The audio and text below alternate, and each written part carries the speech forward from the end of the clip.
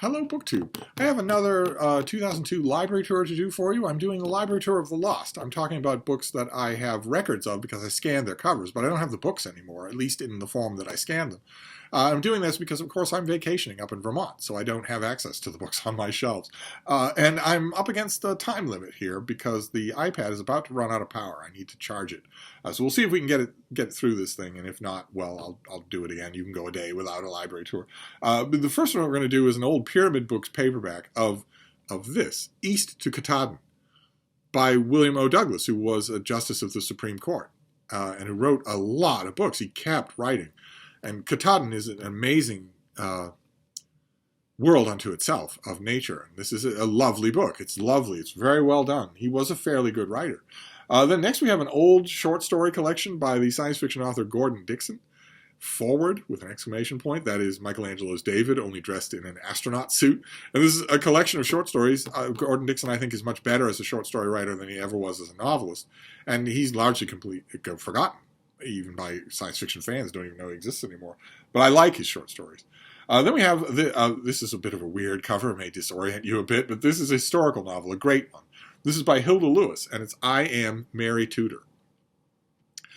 A historical novel about what we now, the person we familiarly call Bloody Mary. A terrific, terrific novel.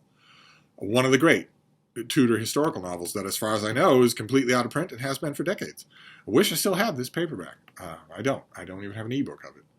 Although some of you might be able to find it and correct that. Then we have a German book, a German sort of historical blood and guts thriller book. Quite entertaining to read. I don't think this author's in print anymore in English. I don't think he's translated anymore.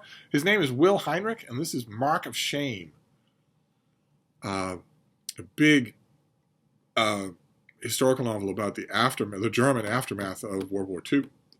I really enjoyed it. I don't think Willy Reich Heinrich is really considered anymore in German literary circles. But if he is, I don't think most of those German literary circles would consider him a good ambassador of the best of German literature. But I like his books. I think they have more meat on their bone than they seem.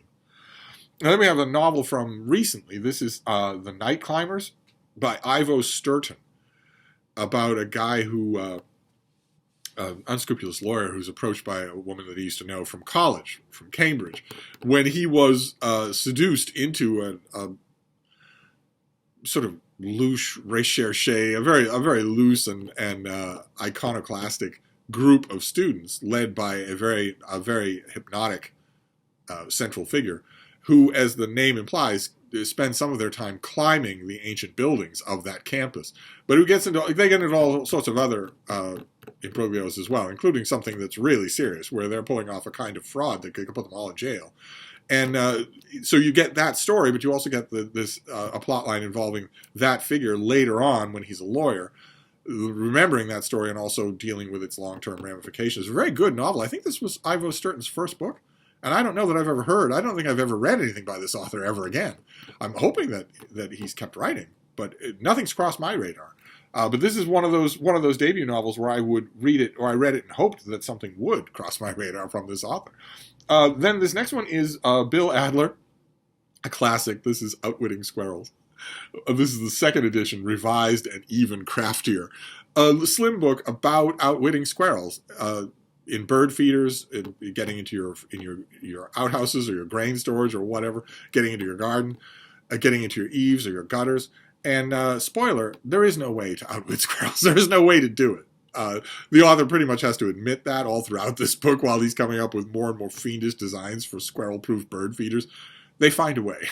They find a way. They're smarter than humans. Then we have a cheesy horror novel, Q Ollie at Criminale. This is by J.C. Conaway, and it is Quarrel with the Moon.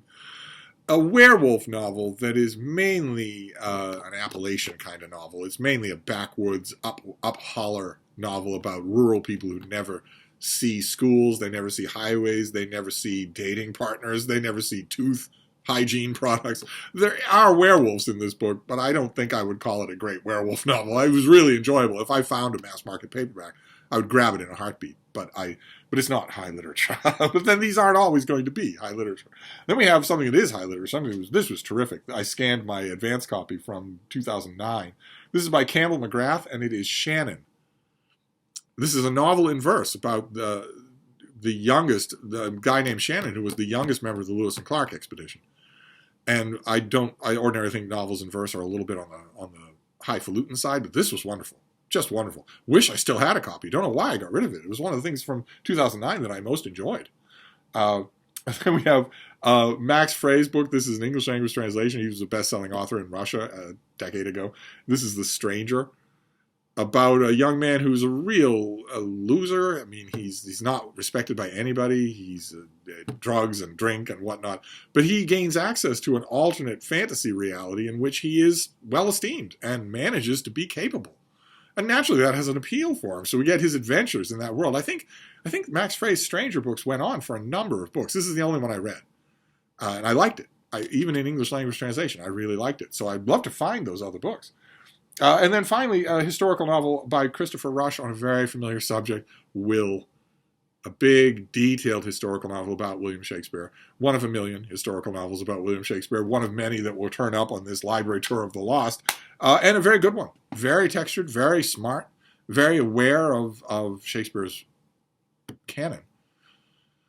With all of that, you would think that I would have kept a copy, but I did not. I did not keep a copy, so God knows when I'll see another copy, but I do recommend it if you have one in your library. It's very, very good. It would be on a list if I did a starter kit of Shakespeareana, not Shakespeare plays or poems, but things about Shakespeare. If I did a starter kit like that, this would probably be on it. So I don't know why I didn't keep it, but it's part of the library tour of the lost. It's nice and short, a nice short video, because I think today you're going to be bombarded in Steve videos. So the shorter the video, the better. But we'll be back. We'll be back to another library tour probably tomorrow. So I'll see you then. Thank you, BookTube.